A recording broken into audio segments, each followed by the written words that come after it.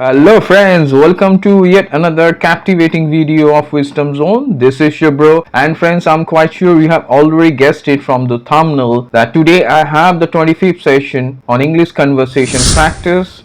And in today's video I am gonna give you 15 useful everyday words for your everyday English conversation. So it is my earnest request to all of you, please watch this video carefully to learn 15 useful everyday words for English conversation. And if you haven't subscribed to this channel, please do not wait, immediately go ahead and subscribe to Wisdom Zone and hit the bell icon to get the first notification. So without wasting any more time, let's get started.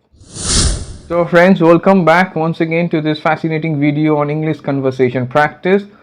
And as I have already mentioned, in today's video you are gonna get 15 useful everyday words for your everyday English conversation. So before I go ahead, let me quickly inform all of you that I have provided the previous 24 links on English conversation practice in the description. So if you haven't checked the previous videos yet, please do not forget to check the links given in the description. So without further ado, let's get started with today's video.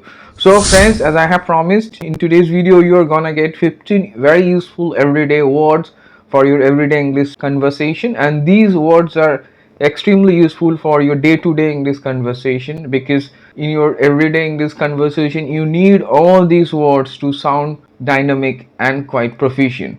So without further ado, let's get started with the first one. As you see friends, the first useful English vocabulary I'm gonna discuss is snore. Let me repeat it. It's snore. Snore is used as a verb as well as a noun. It means to breathe in a noisy way while sleeping. That's called snore. You must have seen any of your family members or friend, they breathe in a noisy way while sleeping. That's called snore in English. So just remember it. So it can be used as a verb as well as a noun. So let me show you how to use it. Sam snores so loudly that it becomes difficult for others to sleep. So here I'm using it as a verb, and you can use it as a noun also. So up next we are going to focus on the second one, that is mop. The second useful everyday word is mop. Again, it can be used as a noun as well as a verb. It means a tool for washing floors that has a long handle with soft material. That particular item, that kind of tool is called mop. And we can also use it as a verb. That means to use a mop to clean something, maybe clean your floor or ground. So that's called to mop. So let me show you how to use it. Last night I mopped the bathroom floor. So here I'm using it as a verb, right? Because I have already mentioned you can use it as a verb as well as a noun. Up next we are going to focus on the third one, that is on your screen, that is shrug. Let me repeat, it's shrug, very useful one for the everyday conversation.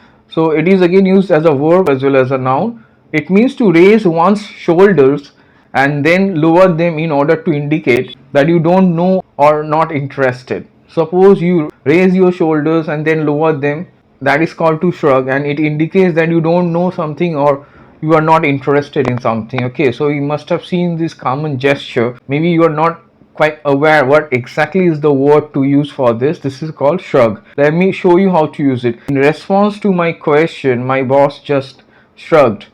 That means he in fact raised his shoulder and then lowered them down. He was trying to ignore me. Up next we are going to turn our attention to the fourth one, that is weep. Let me read it out once again. It's weep. Weep is also used as a verb as well as a noun. It means to cry. Let me show you how to use it. She started weeping when she heard the sad news. That means she started crying when she heard the sad news. So I'm quite sure it's crystal clear. Up next we are going to focus on the fifth one, that is craze. Fifth one is craze. Craze means something that is popular for a short time, that is right now in the trend and it's quite popular. So that's called craze. It is obviously used as a noun. So let me show you how to use it.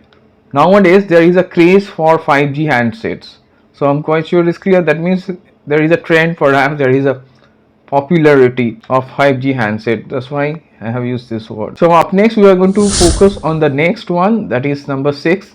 As you see, next is stumble. Let me repeat it, stumble. Follow the pronunciation, stumble. Stumble is used as a verb as well as a noun also. It means to put your foot down awkwardly while you are walking or running and nearly fall over. So that's called to stumble. So it can be used as a verb as well as a noun. That means when you put your foot down awkwardly while you are walking or running and nearly fall over. So let me show you how to use it. Last night she stumbled on a box and fell down. Maybe she put her foot awkwardly on a box and that's why she fell down. I'm quite sure it's clear. Very important word, try to remember. And you often face this issue, I guess. You stumble, maybe you don't know what exactly is the word to use, so next time you can use this word stumble. Up next we are going to focus on the next one, that is escalate. Escalate is used as a verb here. It has two meanings. I'll come to the second meaning later on. Let me discuss the first meaning here. Escalate here is used as a verb. It means to become more intense and serious. When something becomes more intense and serious, becomes very much concerning, that's called to escalate. So let me show you the conflict between two nations has escalated into a war. That means it has intensified and it has become more serious, and that's why it has turned into a war. So I'm quite sure it's clear. Up next we are going to see the second meaning of escalate. As you see escalate once again, you must be wondering what is the other meaning. Here also we can use it as a verb, and the second meaning is to involve someone more important or higher in rank in a situation or problem. When you pass on something to a person who is of higher rank, who is more important in a situation or problem, that's called to escalate also. Let me show you how to use it. I requested the customer care executive to escalate my issue to the supervisor. So I asked the customer care executive to pass on that particular issue to the supervisor, to involve his supervisor. Maybe he was unable to help me, that's why I asked him to escalate. That means pass it on to the supervisor. So it sure is clear. Up next we are going to focus on the ninth one, that is drown. Let me repeat once again, is drown. Very important one. It is also a verb. It means to die by being underwater and unable to breathe. Maybe you have fallen into the water, you are underwater and you are unable to breathe. When someone tends to die, that's called to drown. That means to die by being underwater and when you are unable to breathe. So let me show you how to use it. Tom's father drowned in a boating accident. That means he died because he got submerged and he was unable to breathe. So up next we are going to turn our attention to the 10th one, that is scratch.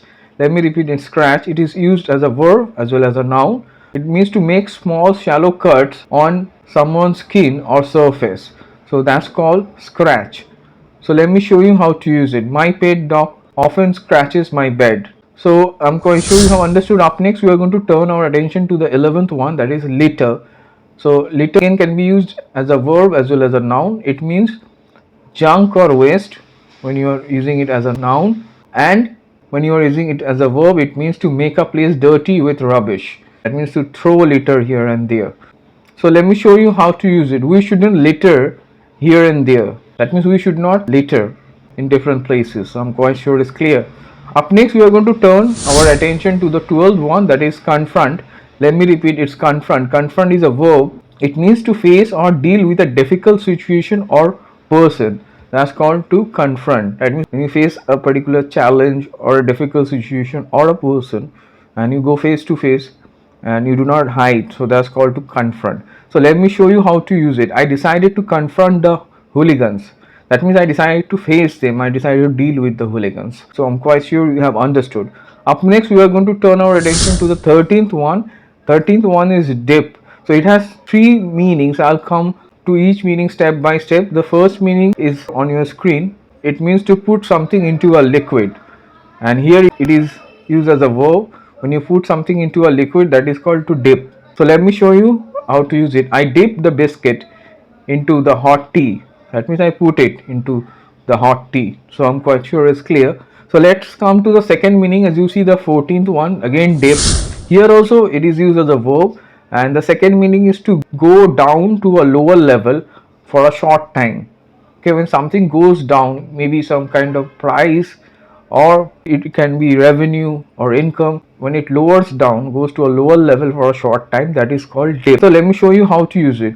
Share prices dipped during the lockdown. That means it came down, it became lower, it went down to a lower level during the short period of lockdown. I'm quite sure it's crystal clear. So up next we are going to see the 15th one. 15th one is again dip. As you see, this is the third meaning of dip. So you must be wondering how many ways it can be used. Yes, dip can be also used as a noun. Here dip means more or less the same. The form is different. It means reduction in something or moving down to a lower level, you can use it as a noun. So let me show you how to use it as a noun. This year we experienced a slight dip in our business. That means experience a kind of reduction in our business. It went down a bit.